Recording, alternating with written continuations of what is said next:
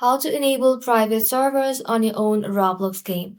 Hello everybody and welcome back to our channel. So let's get started without any further ado.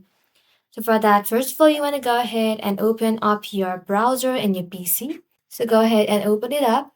Once you open the browser in the search bar, go ahead and search for roblox.com. And once you search for it, you want to go ahead and log in to your Roblox account.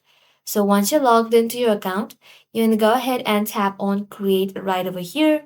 And once you're inside the create.roblox.com page, you simply want to go ahead and tap on dashboard, and then you'll be able to find your experiences. So from this page, if you would like to enable private server on your Roblox game, go ahead and tap onto it. So from your left hand side, scroll below and then simply tap on access settings under audience. Tap onto it. Inside access settings, scroll below and then simply toggle on this button that says allow private servers. Toggle it on. Also, if you would like it to require Robux, you can toggle on this button and then select your price. But for now, I'm going to go ahead and toggle off this button.